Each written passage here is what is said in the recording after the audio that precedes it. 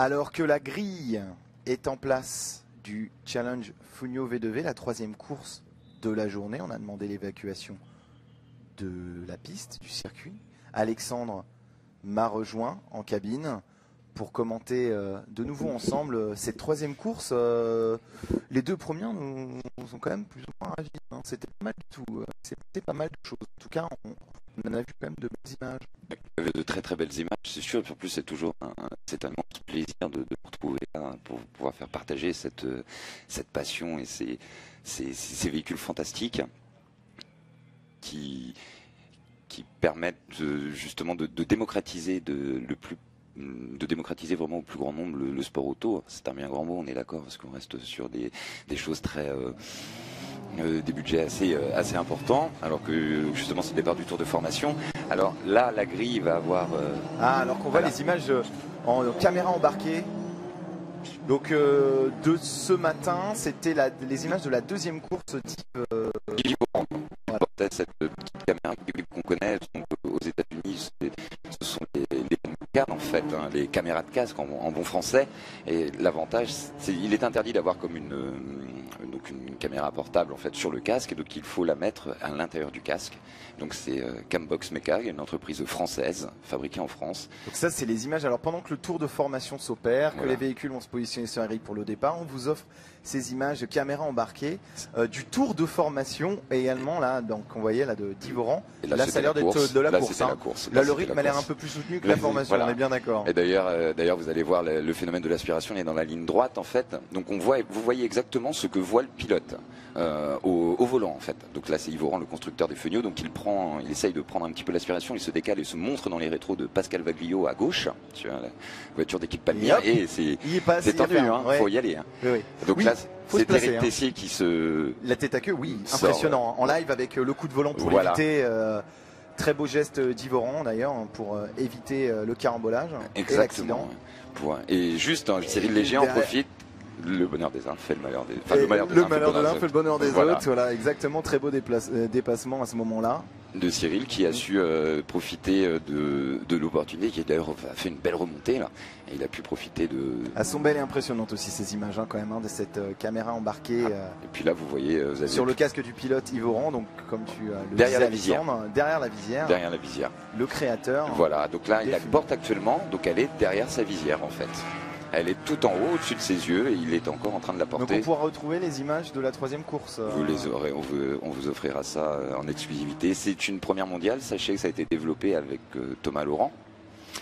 Pour information, je ne dis pas grand-chose à certains, le jeune homme a juste fait deuxième aux 24 heures du Mans et gagné et obtenu la victoire en P2, en LMP2, ce qui n'est pas rien. La caméra a gagné le Mans, et elle a fait le Mans. Donc c'est quand même quelque chose... C'est une technologie qui a été éprouvée, on l'a vu sur les images, c'est une technologie qui offre des images impressionnantes. Voilà, et c'est extrêmement immersif, on a vraiment l'impression d'y être. En plus c'est un produit français, soyons quand même un peu... Et tu as réagi spontanément quand on voit le dépassement d'Yvoran, c'est que ça rajoute pour ceux qui n'ont jamais conduit ou qui aiment les sports mécaniques mais qui n'ont jamais eu la chance de prendre un volant, du courage et du caractère qu'il faut pour s'insérer entre deux voitures et aller au bout de son dépassement quand ça se joue à quelques centimètres et à plusieurs centaines de kilomètres heure. C'est sûr, parce que là on commence déjà à être très très vite, hein.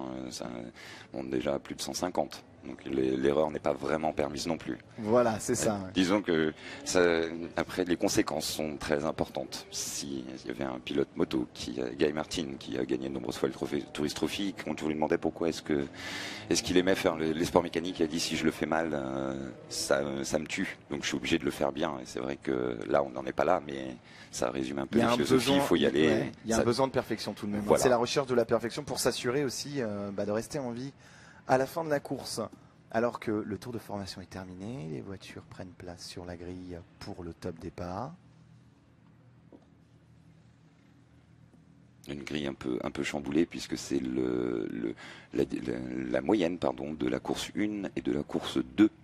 Oui, alors on pôle pour les SP05, Nicolas Canard, Jean Quelet, Arlan Boulin et Xavier Cousin pour les deux premières lignes, là où ça va se jouer au départ, même si Cédric Gardin est en troisième ligne et pas très loin à la 6e position. Et pour les F5, C'est Thomas Després oui, qui s'assure la pole position des F5, suivi de près dans le rétro par Alexandre Barbia, si je ne m'abuse, et Renaud Malancoli. Non, Renaud Malancoli. Oui, Renaud Malancoli, voilà, troisième. Renaud Malancoli, troisième. C'est ça. Donc, il va se passer les choses. Voilà. Tant mieux pour nous. Ils vont nous faire une belle course. Faites-nous une belle course, c'est la dernière.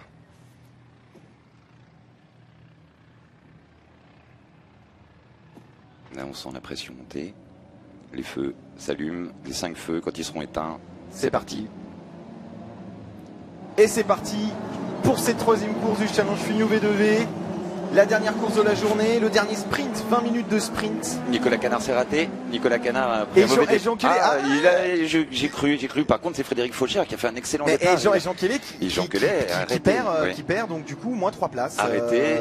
Gros freinage Olivier Gauclair, qui, debout sur les freins, généralement, c'est un entonnoir un petit peu. La numéro 8, donc la numéro 8. Cyril Léger qui, sur SP05. Frédéric Faucher qui prend la deuxième place de la course. Pardon. Et c'était Cyril Léger qu'on voyait un peu large à la sortie du premier virage en SP05. Et bien bonne opération pour Cédric Faucher qui passe de la 5e à la 2e place. Ce qu'on appelle un bon départ. C'est un excellent départ sur une SP05 qui est réputée pour ne pas être son point fort. Elle va beaucoup plus vite après, mais c'est vrai que là-dessus, elle aime les F5 décollent beaucoup plus vite. Et derrière, ça se bataille puisque même Jean Kelly a pris la 3e place. Il a redéplacé son équipier Erlan Boulin d'AGR Bleu Mercure.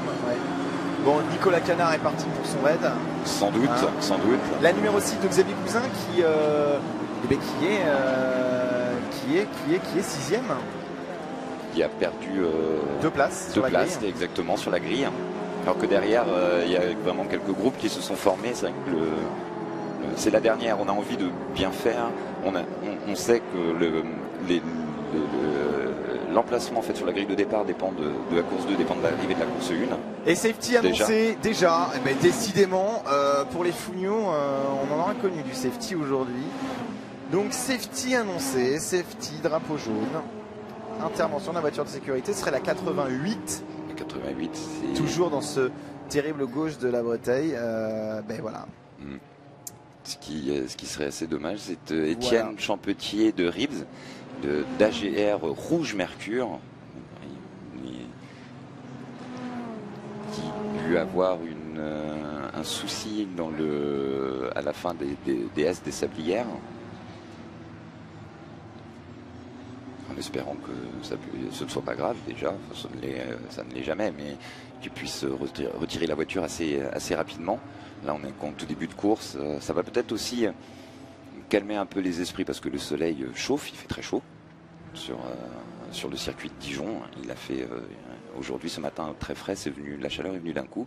Pas mis en début d'après-midi, mais juste après le repas, juste après-midi, il a commencé à faire très très chaud ici. Et donc ça donne envie à tous les pilotes aussi de bien figurer, de bien finir le week-end. Il va falloir bien se positionner pour la relance car ça peut chambouler le classement. Voilà, donc, et c'est vrai qu'on peut voir qu'en F5, donc c'est Alexandre Barbia toujours leader. Renaud Malancoli deuxième. Est monté, ouais, il a gagné une place dans l'optique du championnat. Et Marc-Antoine Danielou a grappillé quelques places aussi, puis il se retrouve donc en 22e au général. Et il fait un peu moins dans le classement F5 en fait. Parce qu'on n'en a pas parlé jusque-là d'Alexandre Barbia, mais il joue quand même les premiers rôles dans le classement au classement général cette saison, en 3e position du classement général des F5. Donc il a plusieurs cartes à jouer aujourd'hui et il faut bien se placer. Il faut toujours bien se placer. Oui, on sort la dépanneuse pour évacuer la voiture d'Étienne. On aura vu plusieurs moyens de déplacer les voitures aujourd'hui. Là, c'est le 3e. Écoutez, c'est bien. Il faut découvrir constamment, apprendre. On essaye d'être instruit. Ils sont quand même impressionnants sur le S des Sablières. Les ralentisseurs jaunes, je les trouve assez imposants. Je pense que j'ai vu que les pilotes évitaient de mettre les pneus dessus, donc c'est qu'à mon avis, ils doivent être un peu agréables. potentiellement capables de causer des dégâts sur la voiture, ce qui oblige quand même, les oblige à baisser la vitesse à ce moment-là. Ouais, justement pour éviter de trop mordre, parce qu'en fait on a ce qu'on appelle la ligne de course qui est délimitée par les deux bandes blanches de chaque côté. Et il est vrai que l'on a pu remarquer tout à l'heure sur la vidéo de la caméra embarquée d'Yvoran, donc quand de la Cambox, que devant lui, Cyril Léger avait mordu un petit peu sur la sortie de la ligne de course. Alors on n'a pas le droit de mettre plus deux roues, on peut mettre mais pas plus de pas la totalité de la voiture. Donc en fait on garde par essence la roue extérieure en fait. Effectivement, on voit que Carlos Gomez sur sa voiture blanche, sa F5 blanche, a dû aussi subir quelques assauts du départ. La carrosserie est un petit peu ouverte. C'est des carrosseries en fibre, les moindres. On commence à prendre l'habitude de voir ce genre d'image. Là, c'est une vraie compétition, donc il y a forcément des petits accrochages. Tout le monde, il lâche rien, rien. Et c'est vrai qu'on voit bien que les vibreurs, pour revenir aux vibreurs, effectivement, certains sont de véritables trottoirs, une véritable marche. Et en fait, non, pas vraiment qu'ils puissent. Ils peuvent toujours évidemment endommager la voiture, mais surtout en fait ils vous propulsent de l'autre côté. C'est comme un gros ressort en fait qui vous mettrait dans l'autre, qui irait carrément à l'opposé. Donc c'est extrêmement dangereux parce que là on perd complètement le contrôle de la voiture et c'est là qu'après on a de grandes chances de l'abîmer, surtout sur un circuit comme Dijon, qui n'a circuit rapide et qui est à l'ancienne avec des rails qui sont relativement proches. Quand on perd la voiture, effectivement. On a vu, ça va très très vite. Les dégâts peuvent très très vite arriver. Effectivement, la voiture doit être relativement mal placée parce que ça. Alors que là, on a un bouchon. On essaye en fait de garder un léger bouchon. Ça ressemble aux heures de pointe sur le périphérique parisien. Voilà, c'est des images qu'on connaît. On essaye de garder les pneus en température. Donc pour garder les pneus en température, c'est pour ça que les pilotes zigzag, puisqu'il n'y a pas 36 solutions, c'est que s'il va tout droit, en fait, il se refroidit puisqu'il n'entre pas en contrainte. En fait, il n'utilise pas son adhérence. Il utilise son adhérence quand on tourne. Parce que c'est là où justement, au lieu d'aller dans sa nature tout droit, quand on lui demande d'effectuer une courbe, c'est là qu'il travaille et qu'il se met à chauffer. Et donc le mieux, souvent, effectivement dans les lignes droites, de conserver un peu, mais on les chauffe vraiment quand on rentre, ce qu'on appelle en sous-virage, quand on perd l'avant, en rentrant très fort, soit très fort sur les freins, soit aussi plus fort à l'accélération, en essayant de forcer la voiture à tourner. S'il y a dû arriver des fois de temps en temps quand nous avons tous été jeunes avec nos premières voitures, à rentrer sur des ronds-points un peu optimistes et où elle avait tendance à aller un peu tout droit. Donc Alexandre, on connaît maintenant tes habitudes de conduite, agressive dans les ronds-points. Eh bien bravo. Oui, bravo. Bon. J'essaye de me calmer. C'est pour ça que c'est très dur. Je fais de la course automobile, c'est beaucoup plus simple. Ouais, c'est une meilleure manière de se déchaîner au volant. Alors, est-ce que la safety? Non.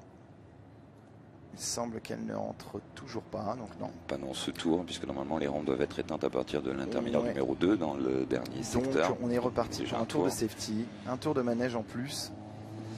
On aimerait bien effectivement que ça puisse se faire rapidement parce que c'est dommage. Et en même temps pour eux aussi parce que ce sont des... C'est frustrant, c'est très frustrant parce que voilà, pour tout le monde, pour nous qui regardons, qui commentons, pour les téléspectateurs, enfin les web téléspectateurs, et pour les pilotes bien sûr, de ne pas pouvoir s'exprimer, de ne pas pouvoir lâcher les chevaux et profiter de ces dernières courses de la journée. C'est leur troisième. On a déjà eu 2 interventions de safety sur les précédentes courses. Plus pendant un peu aussi pendant les essais, moins dans les phases de ce qu'on appelle les full course yellow, c'est-à-dire qu'on met le drapeau jaune sur l'ensemble du circuit et on maintient un peu de choses près l'écart avec la personne qui nous précède, tandis que le safety car permet de recoller, on recolle avec le pilote précédent en fait, on réduit complètement les écarts. Là, l'intermédiaire numéro 2, du coup, c'est le moment pour ne pas rater sa relance, de se repositionner, de réduire quand on sait que la safety peut rentrer, parce qu'on n'a pas l'indication avant d'arriver sur cet intermédiaire, de savoir à quel moment elle va... Non, parce qu'il n'y a pas de radio dans les... Alors que voilà, on voit c'est ce que disait Alice, qui a répété Ali plusieurs fois, donc c'est... Voilà. Donc le pilote est seul au monde, en fait. Vous êtes seul au monde dans cette voiture avec votre casque. C'est vrai que là, on voit que le drapeau vert se prépare. Donc voilà, on a vu un drapeau vert prêt à sortir. Nous, on est prêt aussi, on est prêt aussi à relancer, à s'animer de nouveau pour vous donner le rythme de cette course. Il faut qu'elle reparte. On attend la sortie de la safety car. Et là, c'est vrai qu'il faut que les choses, c'est qu'en fait, on a tendance à se concentrer pour le départ. Il y a toute l'adrénaline. Et le safety car fait quand même une légère redescente en Oui, en pression. il faut rester concentré. Il faut pas perdre la concentration à ce moment-là. Il faut C'est s'y très remettre. dramatique. Voilà, faut s'y remettre. Donc là, on devrait arriver après. On fait confiance à Nicolas, que l'on voit à l'image, Nicolas Canard. Oh, je me méfierais de Frédéric Faucher aussi, qui a gagné la Midget en 2014 et qui est un très grand habitué, qui a été un animateur. Et Qui pourrait être très malin à un moment de cette relance pour venir gratter et grappiller et venir chercher cette première place à Nicolas Canard. En plus, sur ses terres. Ce serait exceptionnel. Ce serait exceptionnel, mais alors là, je resterai pas longtemps dans les pit lane. Mieux vaut fuir derrière. C'est une victoire qu'on savoure pas longtemps. Justement, donc la voiture semble être évacuée. La dépanneuse va rentrer dans la première section qu'elle va rencontrer. Oui, parce que c'est un compétiteur un peu imposant. Ouais, c'est pas ce qu'il y a de mieux. Donc les rampes sont toujours pas éteintes. Ouais. Donc en espérant s'ils laissent un peu de marge, c'est assez bizarre. Est-ce qu'ils vont entamer Poisse? La question, alors va-t-elle rentrer? Elle arrive à l'entrée du stand. Non, elle est encore allumée. Un dernier tour sous safety car, justement pour laisser le temps à la dépanneuse, je pense, de rentrer directement. C'est terrible car du coup on repart pour 3 minutes et bon, ça permettra de voir à peu près de se reconcentrer, je pense, parce que c'est vrai que là ils ont vu que la dépanneuse, la voiture était mise. Ah oui, on a un aileron down quand même. Oui, c'est de la fibre, c'est pas fait, ça se répare très bien, mais c'est vrai. Oui, mais c'est un peu compliqué de tenir la voiture dans ces conditions-là à pleine vitesse. Je pense, moi je veux pas présumer des capacités du pilote. Voilà. Étienne est quelqu'un d'adorable, un des pilotes qui vient régulièrement, qui fait la saison par contre, puisque son équipier là du jour, Emmanuel Lyon, arrêtera malheureusement là pour diverses raisons, mais il partage une voiture avec Jonathan Dessins, qui est un pilote de rallye émérite qui fait le championnat de France.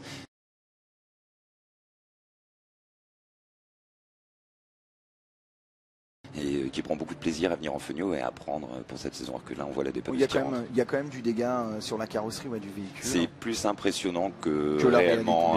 Voilà, donc il ne faut pas s'inquiéter là-dessus, c'est de la fibre, ça se déchire. C'est de la fibre, c'est du dégât carrosserie, le pilote va bien, c'est tout ce qui compte. On voit bien sur la voiture de Carlos Gomez, le numéro 7, pilote portugais, parce que la Fenio c'est extrêmement international. Nous avons 2 Suisses, un Israélien, des Français, il y a eu des Anglais, il y a eu beaucoup de pilotes venus de tous horizons et de toutes les disciplines, la moto, le cross. Mais c'est indispensable pour ce sport mécanique et pour son développement. Et on espère, comme tu l'annonçais, rampe éteinte. Ça sent, oui. Du safety car. C'est la fin du safety. Là, et donc là, ça y est, on le sait. Puis on voit bien que Nicolas Canard commence à laisser le safety car repartir pour. Il laisse un peu de marge, il va donner le ton. C'est lui qui donnera. C'est lui qui donnera là. Voilà. Sachant. Il est chez lui, il est en tête, il fera ce qu'il veut. C'est clair. Sachant qu'il est interdit de dépasser avant la ligne de départ arrivée, donc la présentation du drapeau vert, là ou du drapeau à damier, enfin au même endroit où se présente le drapeau à damier. Le régime commence à remonter là. C'est plus le même bruit.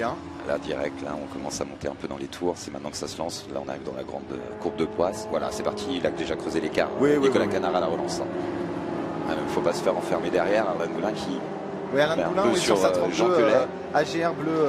Mais il s'est mis à l'abri de Mercure, oui. Et le drapeau vert, voilà, qui confirme que on est de retour aux opérations. Exactement. Alors que Jean Quelet qui se montre dans les rétros. Il a envie de se décaler, Jean Quelet. Il n'a pas envie de rester à cette place-là. C'est pas la sienne. Xavier Cousin qui se montrait aussi sur Cédric Gardin. Donc HMC Racing, AGR Bleu Mercure. Déjà les deux équipes se bastonnent aux avant-postes et même un peu derrière. Il y a une volonté de prise d'aspiration de la part de Jean Quelet. Une trajectoire un peu plus tendue, un peu plus à l'intérieur, peut-être pour Jean qui a dû rentrer avec un peu moins de vitesse. Ah oui, il se positionne. Oui, c'est bien positionné. Là, il va y aller. Il va aller chercher. Et non, très bien joué. Très bien joué. Oui. De la numéro 8. Très beau geste, très belle défense. Ce qui fait les affaires de Nicolas Canard. Oh oui, voilà. Nicolas, il est parti.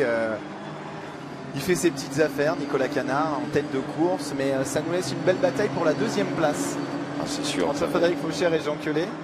Peut-être même Arlan Moulin. qui pourrait profiter de ce duel pour revenir et remonter, bien sûr. Voilà, alors mais qui lui-même a fort à faire.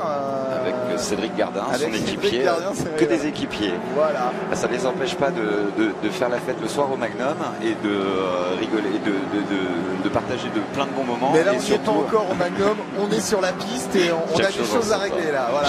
D'abord, c'est sur la piste que ça se règle. Non, ce sont des équipiers, mais en piste, par contre, ils lâchent jamais rien. Mais c'est ça le challenge Fenio, c'est ça qu'on adore. Donc, on voit Cyril Bardet sur la jaune, le numéro 25, qui va faire le freinage à Christophe Girard. Oh non, il se montre, il est un peu loin pour tenter une attaque. Xavier Cousin qui a un tout petit peu décroché, il semblerait. Il s'est plaint. Alors que si Cyril Bardet qui passe là, voilà, directement à la fin du premier droit. Xavier Cousin qui cachait justement au safety car de ce midi, il s'était un peu endormi entre guillemets. Il a eu du mal à repartir, à relancer la machine. C'est normal. Voilà. Et c'est compréhensible. Du coup, Cyril qui sort un peu. Cyril pour l'homme d'expérience du plateau, voilà. Alors, vous savez, il est pardonné. Vous savez, des fois, c'est toute une autre expérience. Il a voulu tester quelque chose, je pense. Alors là, à mon avis, on va avoir encore quelques attaques de Jean Quelet. Ils vont nous offrir 5 belles minutes de course, ces deux hommes. C'est ce qu'il nous faut. Et on voit bien que Frédéric Fauchère sent la pression et referme la porte, rentre un peu plus tôt dans les virages, quitte à donc justement ressortir un peu moins vite. Et tu l'avais annoncé, Arlan Boulin, il est revenu dans les roues. Hein. Ça remonte. Ouais, il va en profiter. Et il serait pas en train de ramener Cédric Gardin avec lui conséquence pour constituer un petit quatuor là, et un petit peu de marge encore, mais ça va pas durer. Ah, ça pourrait être sympa là de faire un très beau un duel à 4, un final. Ça va être fantastique. Oui, alors il s'annonce, ça se présente. Il est un peu loin. Ouais, du coup, c'est Arlan Boulin. Exactement, Arlan Boulin qui a tenté sa chance de son côté en se disant c'est bien, laisse-moi un peu de place. Je suis derrière toi. Chacun son tour, tu as eu ta deuxième place. À mon tour d'aller la chercher. Je veux reprendre mon podium. Pour l'instant, Frédéric Fauchère qui tient la cadence. Hein. Il tient la cadence en fermant les portes. On le voit un peu plus à l'intérieur de la piste, justement pour empêcher Jean de profiter, alors que Jean du coup peut se positionner derrière. C'est un duel avec. C'est là aussi de maîtriser la pression. Hein. Parce que quand tu as 4 pilotes, dont des pilotes de cette qualité dans ton rétroviseur. Oui, ça peut pas. La course n'est pas la même que quand tu es Nicolas Canard seul en tête pour l'instant. Oui, mais après Pierre et demi, c'est toi-même. C'est vrai. C'est un faux rythme et c'est là où l'erreur arrive. Donc là, au moins, on est toujours sous la pression et on sait qu'on doit donner le meilleur de soi-même.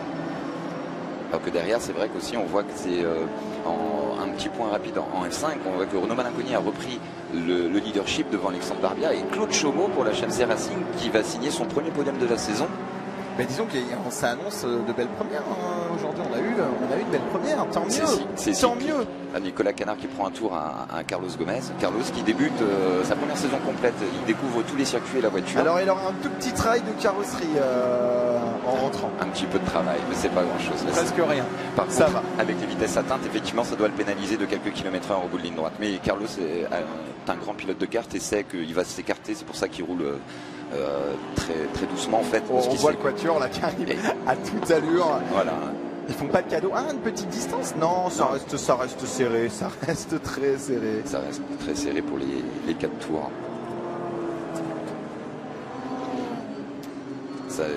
Là déjà on peut commencer à définir une petite trajectoire. On voit que dans la parabolique, qui est une courbe avec une trajectoire un peu particulière, puisque en fait de parabolique elle n'en a que le nom, ça n'a rien à voir avec je sens que Jean Jean est motivé là. Il est motivé, on peut pas lui reprocher de ne pas essayer ce qu'il essaye d'ajuster Frédéric Fauchère depuis déjà 3 minutes. Frédéric Fauchère qui tient bon, qui tient tête. Il est proche là, il est proche avant de rentrer dans Poix là. C'est Cédric Gardin d'ailleurs sur Arlan Boulin aussi, les deux autres équipiers qui il a une carrette un peu plus prononcée là directement. Donc, alors que c'est Dekelnar qui ouais. a fait un tête à queue, il a dû être légèrement poussé. Notre féroce batracien, pas lui bien sûr, la voiture et la couleur choisie de la voiture. Je tiens à préciser qu'il parle un peu français quand même. Alors ma volonté n'était pas d'être désobligeant. Bien au contraire. C'est un homme adorable. Et excellent pilote. Et qu'il a fait un petit écart. Voilà. On le voit d'ailleurs à l'image au ralenti. Il a perdu ça bloque, il perd l'arrière. Il perd la voiture. Il perd l'arrière. Ouf, et ça passe, ça touche, et ça touche, il y a une pièce, ça touche. C'est Philippe Bonnel sur l'SP05 du HMC Racing qui le touche, qui il a pu comme repartir, mais il a laissé quelques débris. Voilà. Mais pas de drapeau jaune, pas d'intervention. On va laisser les hommes terminer la course, et c'est tant mieux pour nous. Qui entame le dernier tour d'ailleurs. Ils vont entamer bientôt le dernier tour.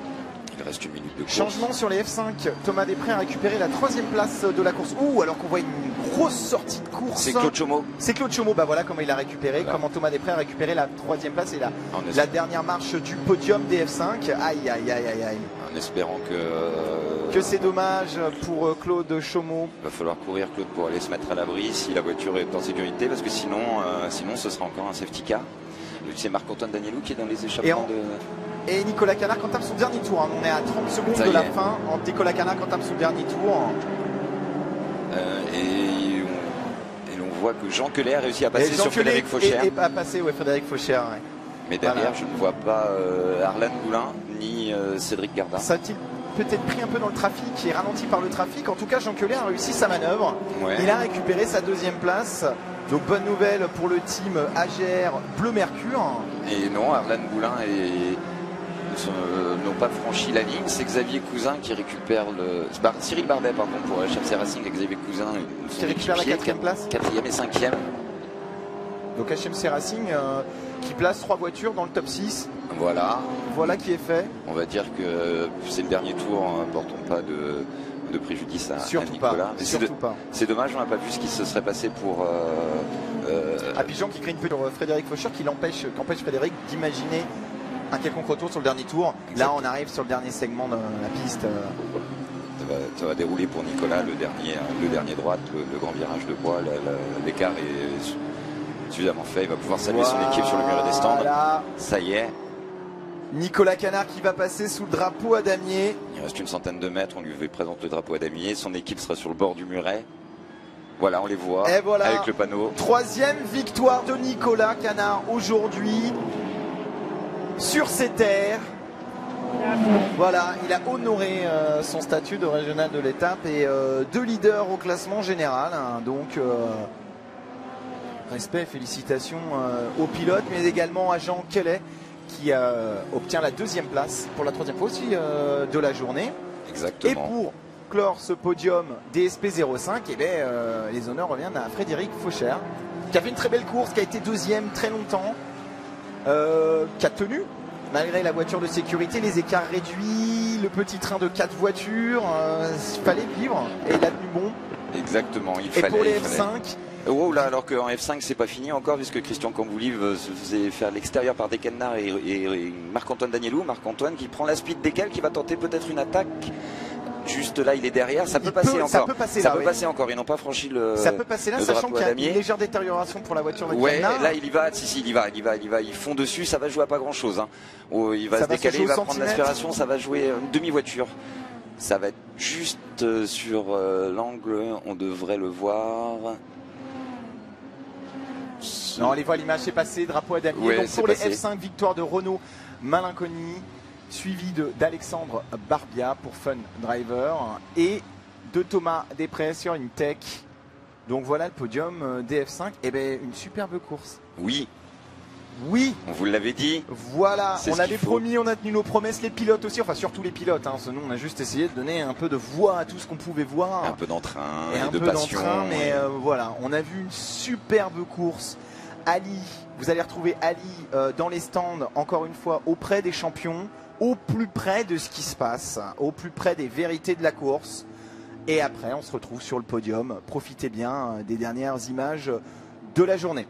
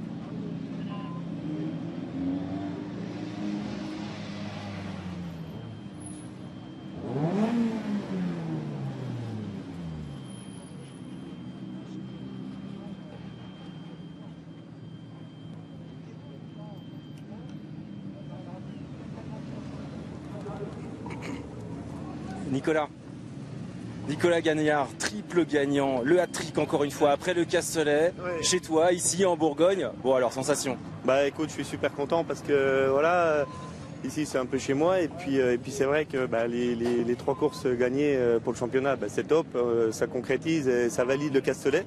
Donc c'est super, génial, vraiment heureux.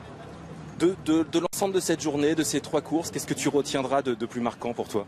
C'est des courses compliquées parce que chaque session qu'on a eue, chaque course qu'on a eue, chaque fois on a eu le safety car. Et après, on casse le rythme, il faut se remettre dans le bain et il faut gérer ça et c'est le plus compliqué en tout cas le safety car. Ça n'a pas l'air quand on s'appelle Nicolas Canard, tout semble hyper simple. 3 fois donc ce panneau là de P1 de Poleman en plus et puis donc de vainqueur, encore bravo. On te laisse profiter du podium et de ta joie donc pour l'équipe HMC Racing. Effectivement, on va essayer d'avoir Jean Queulet donc d'AGR Bleu Mercure. Jeff, on va aller voir, on va faire le tour là, on va aller rejoindre Jean. Jean, viens vers nous. Voilà, petit bisou de Jean Queulet, l'équipe AGR Bleu Mercure qui s'en sort bien. Jean Queulet donc second, oui. Mais ça s'est joué un peu hein, parce que tu as été 3e à un bon moment de la course. Ouais, comment il s'appelle, Frédéric Faucher était pas facile à passer. Il était plus ou moins sur un bon rythme et puis j'ai vu sur la pendule qu'il restait plus beaucoup de temps. Dans la ligne droite, il me manque un peu de moteur, du coup compliqué de l'attaquer. Je me suis dit c'est vraiment en bas avant la parabolique qu'il faut y aller. Et puis j'ai trouvé l'ouverture, donc j'ai planté un beau frein. Donc, je suis assez fier. Et puis après j'ai pris prendre un peu le large, mais bon de toute façon Nicolas était globalement plus rapide sur le week-end et puis déjà trop loin. Donc tant qu'à faire, autant s'amuser en peloton plutôt que d'être seul au monde en fait. En tout cas, bravo pour cette seconde place. Juste un petit bilan, pareil, même question que celle posée donc à Nicolas. Ton bilan là de cette journée, de ces 3 courses? Globalement, il est positif. On fait 3 deuxième places. On continue d'assurer les points au championnat, puisque si je dis pas de bêtises, je suis 2e. Maintenant, il va falloir trouver la solution pour aller chercher Nicolas, parce que clairement, aujourd'hui, il a un ton dessus. Donc, on va travailler un petit peu durant l'été, essayer de trouver des solutions qui pourraient nous faire aller chasser le canard. Voilà. Rendez-vous début septembre donc pour la chasse au canard. Merci beaucoup Jean. On va interpeller Renaud Malinconi, donc le premier de cette 3e course du Challenge Fugno dans la catégorie F5. Renaud Malinconi de l'écurie Total Cloud. Ça n'a pas été un jour facile pour toi, j'ai l'impression. Pas trop, mais j'ai envie de dire comme à Dijon finalement. La moutarde t'est montée au nez? Je dirais que la DS Amora était pas avec moi surtout. C'est vrai que la deuxième course, j'ai pas été très chanceux. Parce que j'ai été gêné sur le début de course par une SP et un concurrent F5 en voulant me doubler en fait m'a fait crever. Donc j'ai été obligé de repasser par les stands et faire un changement de pneu. Bon, j'ai eu dans mon malheur, je dirais, la chance d'avoir un safety car. Donc c'est ce qui fait que j'ai pu repartir en queue de peloton et remonter 14e. Bon, je dirais que la deuxième course c'était un accident de parcours. Mais de finir classé quand même, c'était l'essentiel. L'essentiel, oui, c'était au moins de marquer des points pour pas avoir un deuxième résultat vierge comme à Portimao. C'était vraiment l'objectif. Et là, je remercie vraiment le team Total Cloud d'avoir été super réactif parce qu'ils ont fait vraiment un changement de pneus éclair et ce qui m'a permis en fait de repartir dans la course et de terminer classé, loin mais classé. Bon alors pour cette journée, cette 4e étape donc du Challenge Fugno V2V, bilan mitigé, encourageant pour la suite. On s'accroche donc à cet objectif de gagner le championnat Fugno 2017. Comme je disais ce matin et comme je disais déjà au Castellet, Portimao ça m'handicape vraiment beaucoup. Donc je pense pas forcément au championnat, j'essaie de marquer le maximum de points. Et puis on le voit, Marc-Antoine est tombé ce matin. Bon, tout peut encore arriver, même si mathématiquement sur le papier c'est presque joué, mais en sport auto et comme je dirais dans tous les sports en général, tant que le drapeau d'Amiens n'est pas franchi, il peut toujours se passer quelque chose. Donc le week-end de Dijon le confirme encore. Mais je dirais que je finis quand même sur une note positive par une victoire. Mais il y a de la concurrence, hein. Tu citais Marc-Antoine Danielou, mais il y a aussi Alexandre Barbia et Thomas Després. Exactement, je dirais que ça a été mes adversaires du week-end. C'est ce qui est aussi de sympa, c'est que d'une course à l'autre, on retrouve un peu les mêmes, mais il y a des nouveaux qui arrivent à venir mettre leur graine de sel dans la course, et ce qui est aussi assez palpitant, quoi. Bon, allez, on va te laisser palpiter avec les bulles de champagne, je crois. Merci.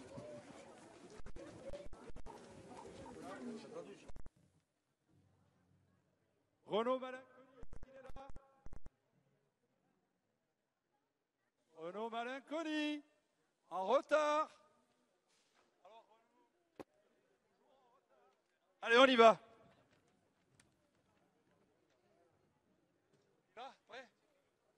Allez, podium challenge, circuit Dijon-Prenois, course numéro 3, F4, F5, voiture numéro 3, donc numéro 15, à la troisième place, Thomas Desprez. Allez Thomas, bravo, et c'est parti.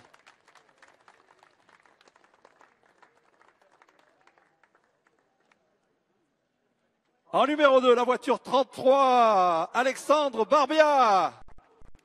Allez, on l'applaudit.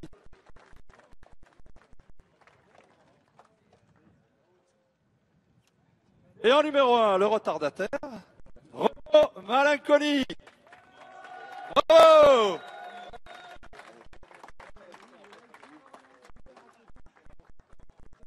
La divise. Allez messieurs, soulevez votre trophée et on fait la photo. Voilà.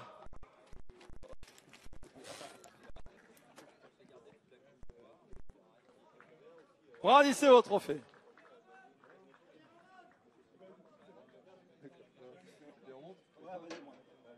Allez, on serre un petit peu. C'est bon, allez, on passe à la SP05, en numéro 3, Frédéric Faucher.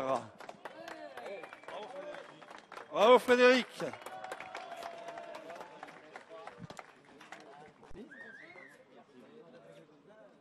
En numéro 2, Jean Kelly.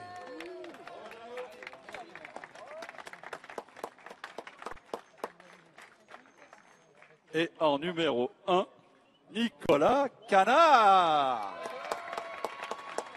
Bravo Nicolas.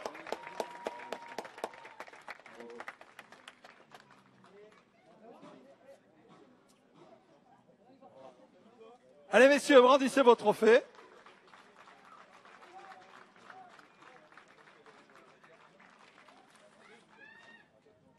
Allez, on passe au classement F5 classe B. En numéro 3, Dekel Nahar. Ah, il est populaire celui-là.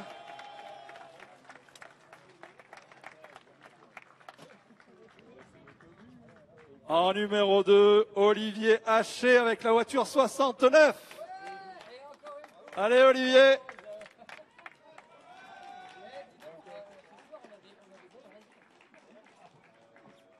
Et en numéro 1, Patrick Seyé. Ah, ils sont forts là. Bleu Mercure. Allez messieurs, soulevez vos trophées, brandissez vos trophées. Alors on va faire la photo rapprochée, rapprochez-vous. Voilà, la photo en face.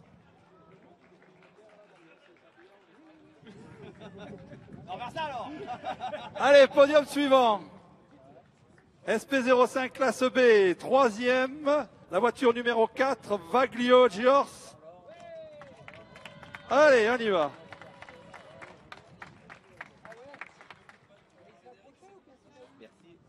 En numéro 2, Yves Oran.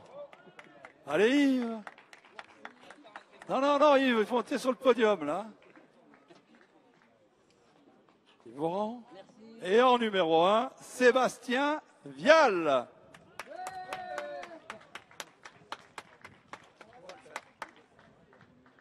Allez messieurs, vous brandissez vos trophées, on fait la photo. Allez, on se serre un petit peu, on fait la photo de groupe. Comme ça. Il y a de la place, il y a de la place. Allez, regarde, photo. Et maintenant, on fait la photo de groupe avec tout le monde. Allez, tous les pilotes, sur le podium. Allez, tous les pilotes sur le podium. On y va. Allez, on fait la photo de groupe Fugno.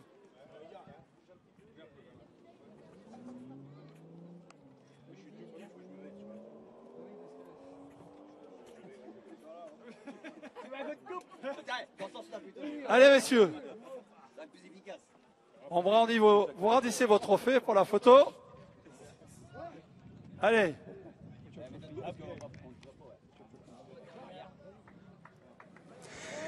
Voilà la conclusion donc de cette belle journée de course automobile avec la troisième épreuve du Challenge Fugno, la photo de famille avec tous les lauréats donc dans toute la catégorie. Belle journée donc avec du sprint, avec de l'endurance, avec des voitures anciennes, des voitures mythiques, des voitures absolument de rêve. Demain on va se propulser, c'est le cas de le dire, avec de l'endurance, mais cette fois-ci les catégories proto d'un côté et puis ensuite les GT LMP3 et PFV V2V. Ce sera l'après-midi. On vous donne rendez-vous donc bien évidemment sur le Facebook de V2V Sport. Dès 8h30, passez une excellente fin de journée. On vous diffuse tout de suite les meilleurs moments de la journée. À demain 8h30.